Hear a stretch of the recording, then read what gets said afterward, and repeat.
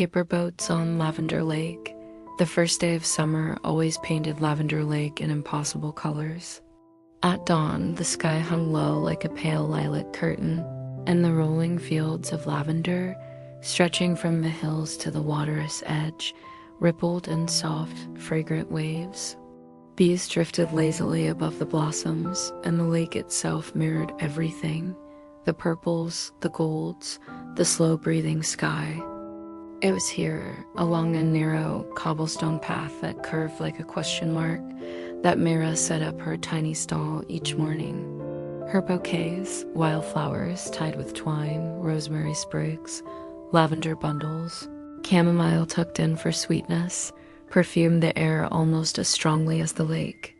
She had always loved this place, but she had not expected anyone to tumble directly into her peace. It happened just after noon, when the sunlight shimmered like molten glass on the surface of the lake. Mira had just arranged a fresh display of white daisies when a startled yelp cut through the soft hum of the day, followed by the crash of wood, petals, and limbs. She spun around. He blinked up at her, wide-eyed. "I swear I'm usually coordinated," he said, though his ears reddened quickly. "Gravity just likes to test me sometimes." Mira tried not to smile and failed miserably. He stood awkwardly tall, his hair a tousled mess like it was always outrunning him, his shirt splattered faintly with dried ink. His hands, long-fingered, beautiful hands, still trembled from the fall. "Sorry about the daisies," he murmured. "I already have." By the next afternoon, Leo had set up a sketch easel beside her stall. But Mira was almost certain the real reason sat behind the counter, tying rosemary to lavender stems with quick practice movements. He sketched quietly, the lake, the fields, the gulls drifting like scraps of paper across the sky. Soon, she noticed his eyes lifting more often from his page, lingering on her hands, her face, her hair as it lifted in the breeze. Whenever she caught him staring, he flushed and turned immediately back to his notebook. She pretended not to notice the blush. In the quiet moments, she caught tiny glimpses of him, the way his smile tilted upward at one corner, like a secret. Soon after that, he started helping her tidy the stall in the evenings.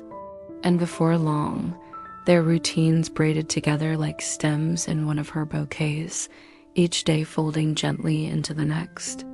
It was Leo who brought up the paper boats. "My grandmother used to make them with me," he said one twilight as they sat on the edge of the wooden dock. The lavender fields swayed behind them like an ocean of purple sighs. "We descend our worries out onto the water and pretend the current could carry them away." She folded the first boat, quick, neat creases from the wrapper of a lavender sugar pastry. Leo folded the second, less gracefully, and the corner tore a little. He looked at it as though he'd failed a test. They placed tiny glowing lanterns inside each paper boat, a summer tradition of the lake, and set them afloat. The boats drifted slowly across the violet water, moving like small golden hearts set free. "What did you put in yours?" Mira asked. "You'll think it's silly. I've been traveling for years. I guess I'm scared that if I stop..." "My fear," she said, "is that if I matter to someone, they'll forget I ever did."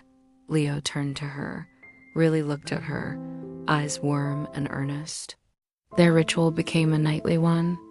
Each evening, the lake filled with soft golden lights drifting lazily across the surface, carrying the quiet confessions they were too afraid to say aloud.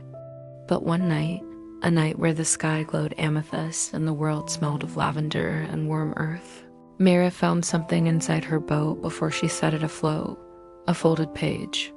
It was a drawing, detailed, careful, intimate, of the two of them standing side by side at the lakeshore. Mira's hair was windswept, her dress flowing behind her like small waves. He had drawn himself with awe. At the bottom corner, in his looping handwriting, was his signature. She looked up to find him watching her, hands twisting together, eyes barely daring to meet hers. "I didn't mean for you to find it yet," he said softly. "I was going to, I don't know, grow braver first." Myra stepped closer, and then, like a shy, trembling ripple across still water, she reached for his hand. His breath shook. Leo squeezed her hand back, fingers curling gently around hers.